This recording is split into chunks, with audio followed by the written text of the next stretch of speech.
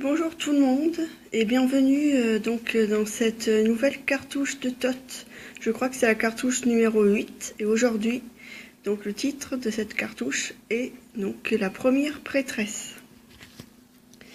La servante descendit alors sur terre sous le regard triste d'Hathor pour donner le mot et Sekhmet à Isis. Elle aussi, tandis que les étoiles commençaient à apparaître dans le ciel, était émue. Tout ce qu'une mère pouvait faire afin de protéger la vie de son enfant. Le vent glacé du désert offrait aux voyageurs qui risquaient de s'attarder en dehors de chez lui une raison d'être tranquille. Et la tranquillité, c'était tout ce que souhaitait la servante d'Hathor. En outre, alors que tout le monde semblait dormir, une légère lueur parvenait au regard de la servante. Ouin, ouin. La petite princesse qu'elle tenait dans ses bras devait avoir faim.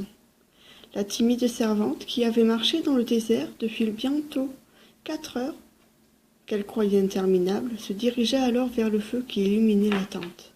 « Chut, Sekhmet, bientôt des bras aimants te tiendront et un cœur battant t'accueillera, plus que quelques mètres. » Aveuglée par le sable qui lui piquait les yeux et le vent qui fouettait son visage, Abara, car c'est ainsi qu'elle se nommait, avança à tâtons vers ce qu'elle espérait être un refuge accueillant.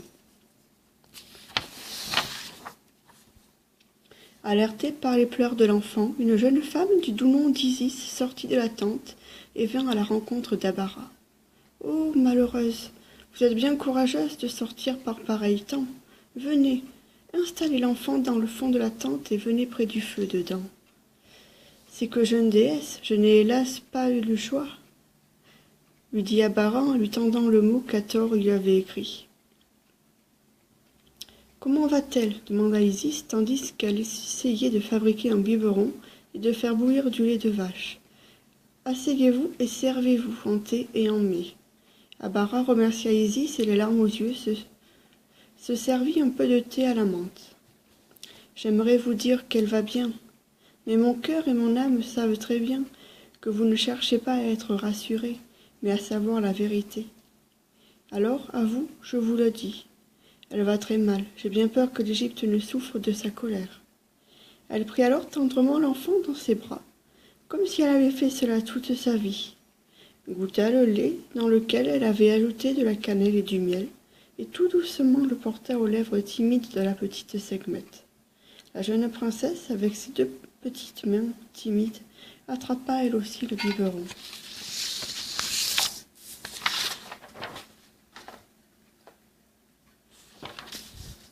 Abara versa une larme et 2. Hathor avait eu raison de lui demander de confier l'enfant à Isis. Ce ne pouvait être qu'elle.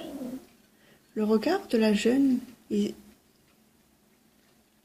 Isis se chargea de tout l'amour qu'elle avait et de maternité devant ce don si précieux qu'elle tenait dans ses bras. Pendant ce temps, la jolie Sekhmet regardait sa nouvelle maman avec tout l'amour, la confiance et la gratitude qu'elle avait pour elle. « Ma reine pensait que votre humanité pourrait aider la petite à éprouver de la compassion et de la bienveillance, malgré son abandon et malgré le caractère de son père. Eh bien, je lui montrerai qu'il y a ici sur terre encore de belles âmes, dit Isis. Tu portes le magnifique nom de Sekhmet, et moi, petite boule d'amour, mon nom est Isis. Moi aussi, ma douce, je viens des étoiles. Tu vois, je suis là moi aussi, et je te comprends. Tu m'acceptes? Mais ta vraie maman te manque déjà. La mienne aussi me manque terriblement, douce lumière. Mais je la retrouve la nuit et dans mes songes.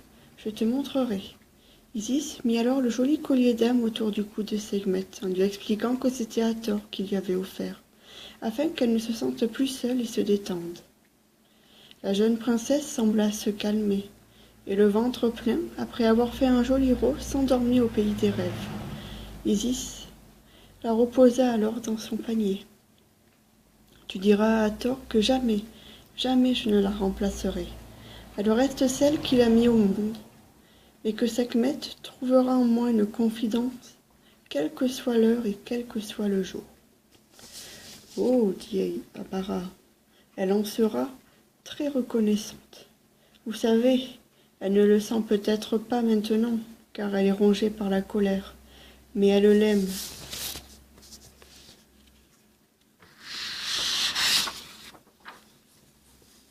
Isis proposa à Bara de se reposer dans la tente, avant de repartir.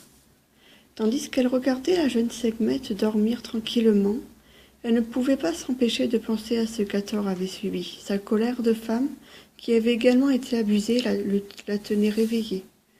Elle se disait que si Hathor ne pouvait l'aider, il fallait qu'elle trouve quelqu'un d'autre afin de l'aider à transcender sa colère en apaisement. Elle se disait également que sa colère ne servirait pas plutôt à protéger Sekhmet. Dorénavant, elle n'était plus seule, elle avait un enfant. On lui avait donné un enfant, et on lui faisait confiance. Tu seras la première de mes prêtresses, et tu feras ériger un temple, entendit-elle alors qu'elle s'interrogeait. Isis regarda alors ce qu'elle avait autour d'elle.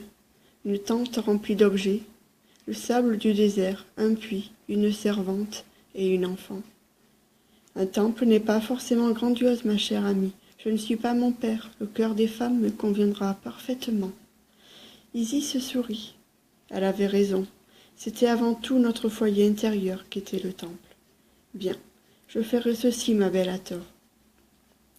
Bien qu'elle ne savait pas par quoi commencer, Isis s'endormit, avec la certitude que demain serait un jour nouveau. Elle avait compris le message. Un message bien mystérieux et bien vague. Il fallait qu'Abara reste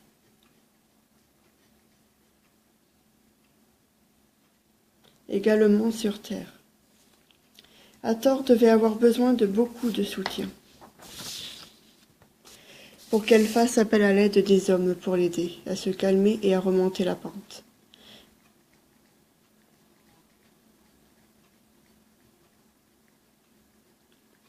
Si les hommes ont beaucoup besoin de l'aide divine,